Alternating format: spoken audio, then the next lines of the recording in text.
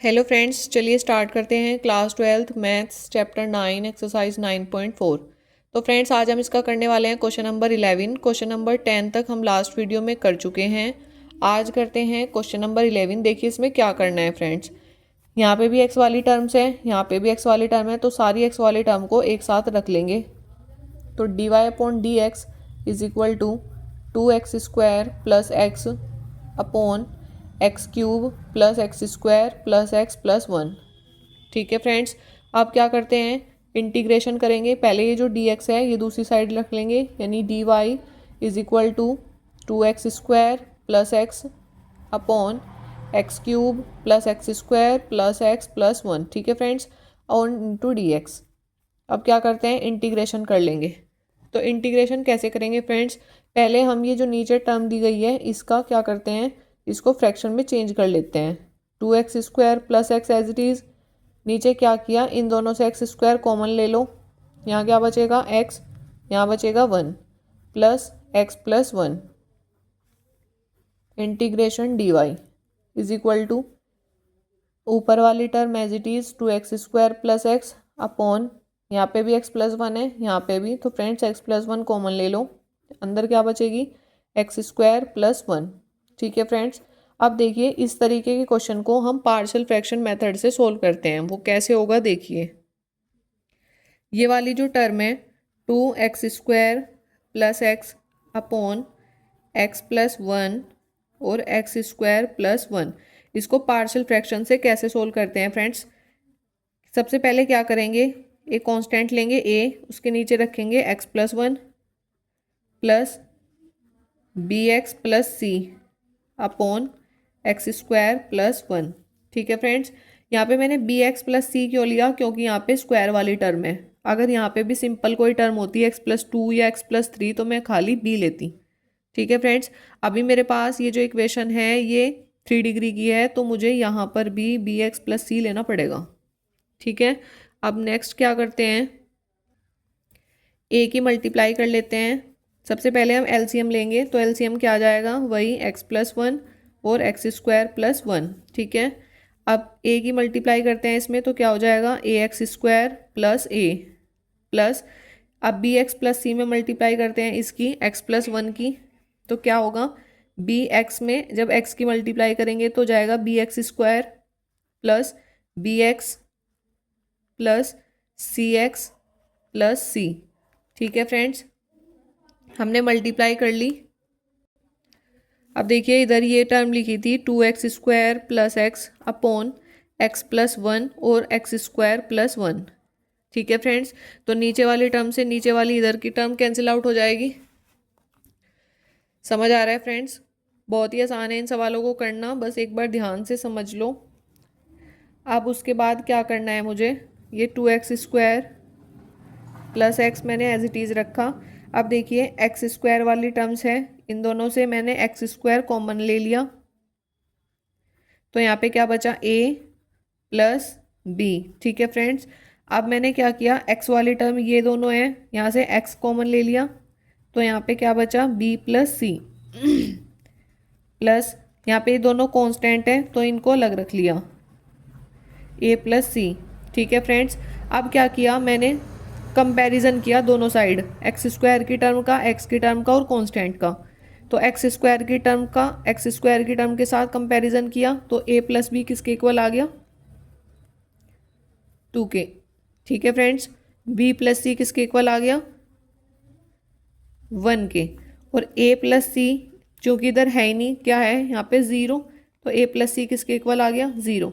मेरे पास 3 इक्वेशन बन गई फ्रेंड्स। अब मुझे इन तीनों को सोल्व करके a, b और c का मान निकालना है। ठीक है, तो देखिए फ्रेंड्स तीनों इक्वेशन को कैसे सोल्व करेंगे। इस इक्वेशन को फर्स्ट लेट कर लो, इसको सेकंड और इसको थर्ड। ठीक है फ्रेंड्स, अब क्या करना है, इक्वेशन फर्स्ट और सेकंड को ऐड कर दीजिए और इक्वेशन थर्ड को सब्ट्रैक्ट कर दीजिए। ठीक है, तो जब मैंने इक्वेशन फर्स्ट को ऐड किया तो a plus b plus c minus a minus c is equal to 3 minus 0, 2 और 1 3 हो गए फ्रेंड्स, और यहाँ पे 0 को सब्ट्रैक्ट कर दिया।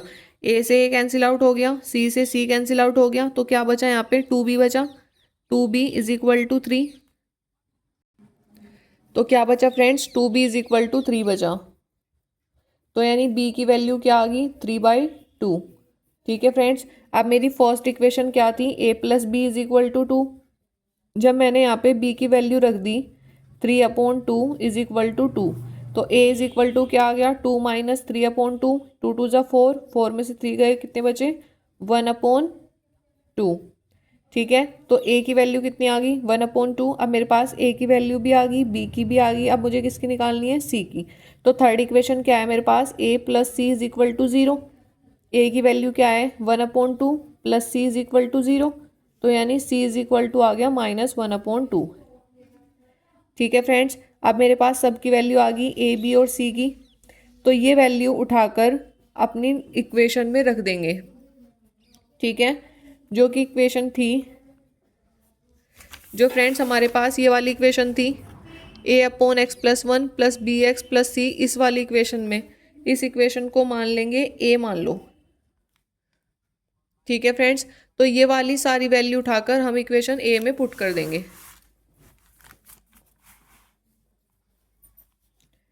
तो क्या हो जाएगा, 1/2 integration dx/x+1 plus integration 3/2x minus 1/2 upon x² plus 1 into dx।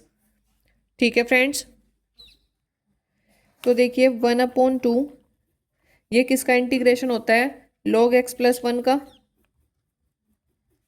Plus इसमें 3/2x, 3/2 integration x/x² plus 1 into dx minus 1/2 integration dx/x² plus 1। ठीक है फ्रेंड्स, सबको अलग अलग लिख लेंगे।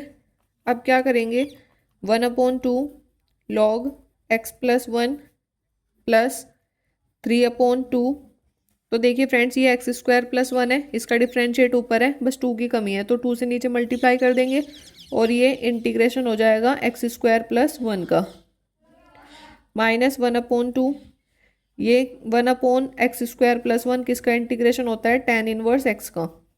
ठीक है फ्रेंड्स, 1/2 log x+1 प्लस 3/4, 2 2 ज़ा 4 log x² plus 1 minus 1/2 tan inverse x। ठीक है फ्रेंड्स, तो फ्रेंड्स क्वेश्चन में इसने क्या कहा था, y बराबर 1 when x is equal to 0। ठीक है, तो हम क्या करेंगे, at y is equal to 1 when x is equal to 0, तो यहाँ पर क्या आ जाएगा, जब मैंने यहाँ पे x की जगह 0 पुट कर दिया फ्रेंड्स, तो ये क्या हो जाएगा, log 1 हो जाएगा, और log 1 की वैल्यू क्या होती है, 0, तो ये हो जाएगा हमारा 0 प्लस 3/4 log, यहाँ पे मैंने x की जगह 0 पुट कर दिया, तो ये भी log 1 हो जाएगा, यानी कि log 1 की वैल्यू क्या होती है, 0, ये भी 0 हो जाएगा, माइनस 1/2, जब मैंने x की जगह 0 रख दिया तो tan 0 क्या होता है, 0, ये भी 0 हो जाएगा। ठीक है फ्रेंड्स, प्लस c, इंटीग्रेशन करने पर एक कांस्टेंट आता है जो कि लगा लेंगे हम, तो यहाँ पे क्या हो गया, ये 0 आ गई, सारी टर्म 0 होगी, प्लस c बचा। ठीक है फ्रेंड्स, और लेफ्ट साइड क्या बचा, ये था, लेफ्ट साइड क्या था हमारा, y था, at y is equal to 1 है, तो y की जगह क्या रख देंगे हम, 1, तो यानी फ्रेंड्स हमारी वैल्यू आ जाएगी c इज इक्वल टू 1। ठीक है फ्रेंड्स, बस यही हमारा आंसर हो जाएगा। तो देखिए फ्रेंड्स, ये क्वेश्चन थोड़ा बड़ा ज़रूर था, लेकिन करने में बिल्कुल भी टफ नहीं था। इस क्वेश्चन में क्या करना था, एक बार मैं फिर से बता देती हूँ, समझ लीजिएगा।